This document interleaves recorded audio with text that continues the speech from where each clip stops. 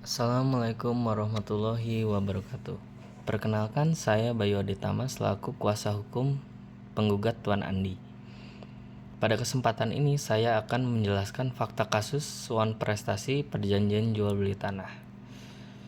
Yang mulia, perkara ini berawal dari perjanjian jual beli tanah yang dibuat pada tanggal 15 Januari 2023 antara penggugat Tuan Andi dan tergugat Tuan Budi. Objek perjanjian tanah seluas 1000 meter persegi yang berlokasi di Cisarua, Bogor dengan nilai transaksi 1 miliar rupiah. Dalam perjanjian ini disepakati bahwa pembayaran dilakukan 2 tahap. Uang muka sebesar 300 juta dan pelunasan 700 juta paling lambat 3 bulan setelah perjanjian ditandatangani. Perjanjian ini dibuat secara sah sesuai pasal 1320 KUH Perdata tentang syarat sah perjanjian. Namun, setelah waktu pelunasan jatuh tempo, tergugat tidak melakukan pembayaran bahkan setelah diberikan 2 kali somasi. Hal ini membuat perjanjian tidak berjalan sebagai mestinya. Tergugat telah melakukan wan prestasi karena 1. Tidak melunasi pembayaran sesuai waktu yang ditentukan dalam perjanjian. Yang kedua, mengabaikan somasi sehingga secara hukum dianggap lalai sebagaimana diatur dalam pasal 1238 KUH Perdata. Yang ketiga, memberikan alasan yang tidak sesuai isi perjanjian, yaitu menunggu pencairan pinjaman bank. Alasan ini tidak tercantum dalam perjanjian sehingga tidak dapat dijadikan dasar penundaan. Dengan demikian, tergugat telah melanggar pasal 1239 KUH Perdata tentang kewajiban memenuhi perikatan.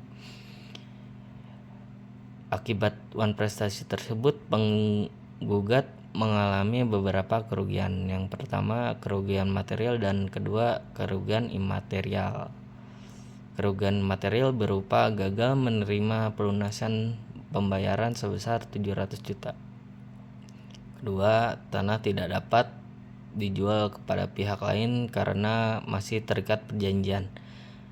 3. Biaya administrasi transportasi dan biaya somasi. Keempat, potensi kehilangan nilai jual tanah akibat penundaan transaksi.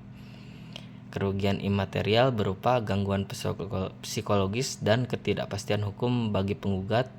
2. Terhambatnya rencana keuangan dan investasi penggugat. Ketiga, waktu dan tenaga terbuang akibat menunggu pelunasan yang tidak kunjung dilakukan oleh tergugat.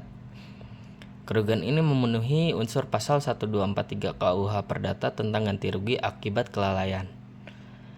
Kasus ini didasarkan pada beberapa ketentuan KUH Perdata, yaitu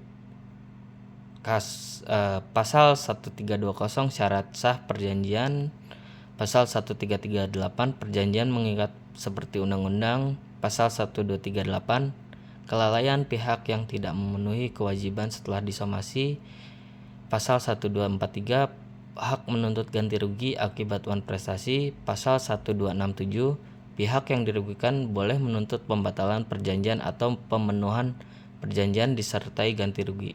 Semua pasal ini menguatkan posisi penggugat bahwa tergugat telah melakukan wan prestasi. Yang mulia majelis hakim, berdasarkan seluruh fakta, bukti, dan ketentuan hukum yang telah saya uraikan, jelas bahwa tergugat telah melakukan wan prestasi dan menyebabkan kerugian nyata bagi penggugat. Oleh karena itu, melalui persidangan ini kami memohon agar yang mulia berkenan memberikan putusan yang adil, tegas, dan memberikan kepastian hukum bagi penggugat. Dengan demikian, penyampaian kami selaku kuasa hukum penggugat atas perhatiannya dan kebijaksanaan yang mulia majelis hakim kami ucapkan terima kasih. Wassalamualaikum warahmatullahi wabarakatuh.